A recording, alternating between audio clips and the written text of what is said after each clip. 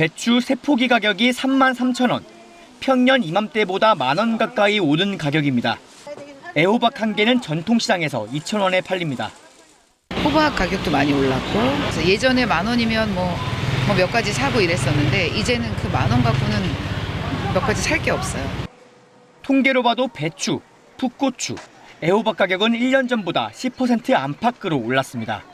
올 여름 길었던 더위와 폭우 영향입니다. 배와 사과 가격도 높은 상승률을 이어갔습니다. 다만 전체 농산물 물가는 전달보다 크게 둔화됐고 핵과일이 나오면서 8월까지 불안했던 품목들도 안정되는 모습입니다. 이 햇배 나오기 전에는 묵은 배 이 한 개가 15,000원까지 갔었어요. 지금은 햇배 나오면서 5,000원에.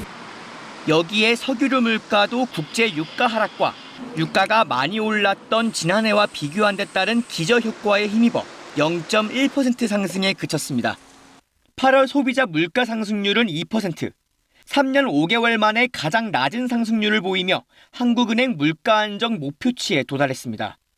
주택 가격이라든지 가계부채 증가 폭이 조금 문제가 되는데 그런 부분만 조금 안정이 되면은 금리 인하를 할 수 있을 걸로 그렇게 보고 있습니다. 이창용 한국은행 총재는 오늘 물가 안정 측면에서는 기준금리 인하를 충분히 고려할 수 있는 시기가 됐다면서 금융 안정 등을 봐서 적절한 시점을 생각해 볼 때라고 말했습니다. KBS 뉴스 황인규입니다. 길어진 폭염에 배추 한 포기 값이 평년 대비 28% 오른 7,000원을 넘어서는 등 채소값이 줄줄이 올랐습니다. 핵과일 출하로 잠시 내림세를 보이던 사과와 배도 다시 오름세로 돌아섰습니다. 정부와 여당, 대통령실은 민생이 최우선이라며 들썩이는 추석 물가 안정에 총력을 다하기로 했습니다.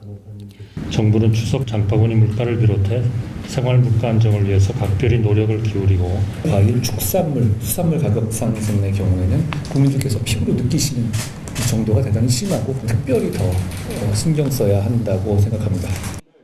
당정은 이를 위해 배추, 무, 사과, 배 등 20대 추석 성수품을 추석 전까지 역대 최대 규모인 17만 톤 규모로 시장에 공급하기로 했습니다.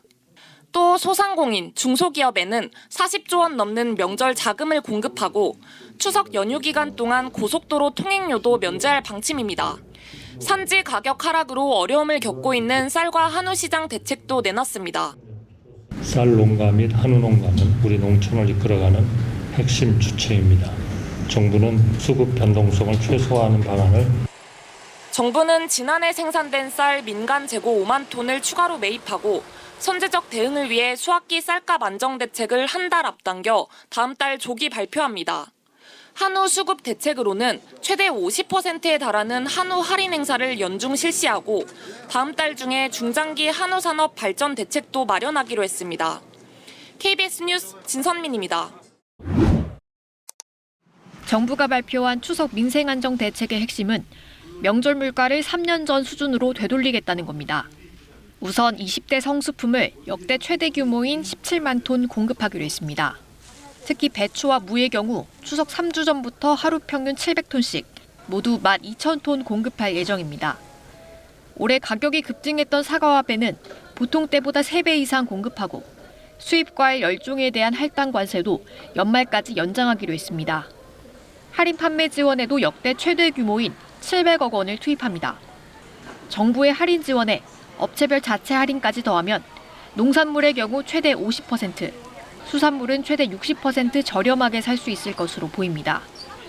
정부는 이와 함께 소상공인과 중소기업의 역대 최대인 43조 원 대출과 보증을 공급해 명절 자금이 원활하게 돌 수 있도록 할 계획입니다. 전통시장 상인에게는 총 50억 원 규모의 성수품 구매 대금 융자를 지원합니다. 추석을 계기로 국내 관광을 활성화하기 위한 대책도 발표됐습니다. 정부는 비수도권 숙박 쿠폰을 50만 장 배포하고 정부와 기업이 근로자에게 여행 경비를 보태주는 휴가 지원 사업 대상도 5만 명 추가 모집합니다. KBS 뉴스 정미경입니다.